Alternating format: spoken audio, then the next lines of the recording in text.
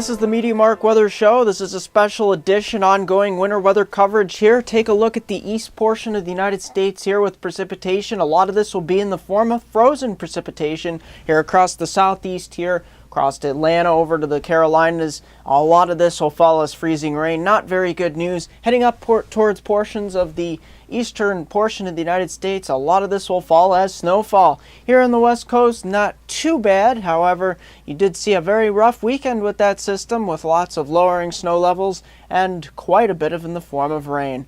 The quieting down a little bit out there. Let's take a look at snowfall amounts here in the east. We take a look most of the east coast here, heading up into portions of New England.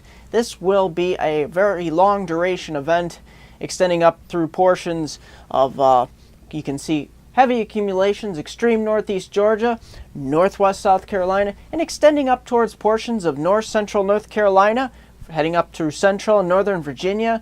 Washington, D.C. could get on in the highest snowfall totals with this storm, extending over towards Maryland, southeastern and eastern Pennsylvania, and extending up towards portions of New Jersey, and eventually southeastern New England, and then eventually south central, and then eastern New England. We'll get on the act later Thursday and into Friday. This storm system will be a very strong one.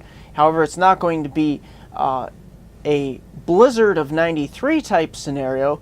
However, it will pack quite in the way of significant snowfall accumulations. So don't underdo this storm. This will probably be one of the stronger storms of this winter season. So you want to heed all those warnings going on. And let me step off the screen so you can pick out your snowfall accumulations here.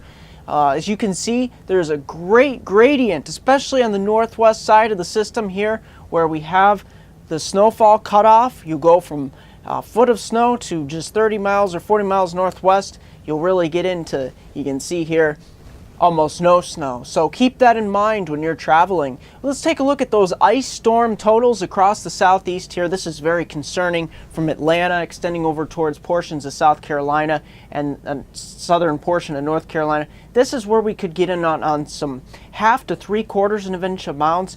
And the thing is, with this storm, it's not moving very fast. So we're going to get some rainfall totals here on 1 to 2 inches, and that equates to ice, since we've got a significant amount of cold air at the surface. So what we're seeing here is freezing rain accumulations, ice accumulations that could be well over 1 inch. So this is not very good news. We're talking about power outages for weeks. This is the worst case scenario from the Atlanta corridor over portions of South Carolina, over towards maybe as far south as Macon, Georgia here.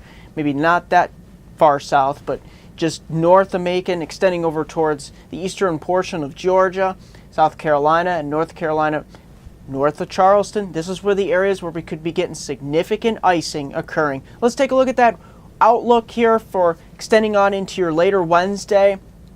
You can see that storm really cranking up here into Wednesday and into Thursday. That system really starts to move and congeal together along the east coast as that trough really kicks in, and we get some good upper level divergence. We get some great vertical scenario here for lift, and this system really gets cranking, especially Wednesday night into Thursday, where we'll get some really hefty snow totals coming in out of the mid-Atlantic, and then extending up towards portions of New England, where we'll get those 14 plus inches in some of those narrower bands. That narrow band that will be on the northwest side of that low pressure system, heading on into Friday, where that system really begins to blow up over the Gulf of Maine here, where things really sort of wrap around and the system really peaks out. Models indicating anywhere from 960s to 970 millibars, most of them 984 millibars into the Gulf of Maine. So I'm thinking about this thing could go down as low as 979, 980 millibars by the time it reaches the Gulf of Maine. That's what we're looking at here at MeteoMark. If things change, I will update this. Don't forget to like me on Facebook at MeteoMark, subscribe to me on YouTube at MeteoMark.com. Here's a 5-day outlook for my hometown viewers in the Susquehanna region of New York, and it's going to be a little bit different this time because Scranton will have much more different types of weather than the southern tier of New York and the extreme northern tier counties of Pennsylvania. So I'll take that separately here. Take a look at this extended outlook. We head on into the day on Wednesday. Still nice and sunny. Thursday we'll get that clouding up. Maybe a chance of snow showers across the southern tier. Maybe will be well less than an inch. We're not looking at anything really out of this in the southern tip of New York. It's northeast Pennsylvania that could see up to an inch by dark. Then we head on into the day on Friday. Well, the morning hours of Friday, we could have that snow wrapping up across northeast Pennsylvania, additional possibly 2 to 4, maybe 3 to 5 across the Scranton area. But in the southern tier of New York, Binghamton, we won't be really seeing much.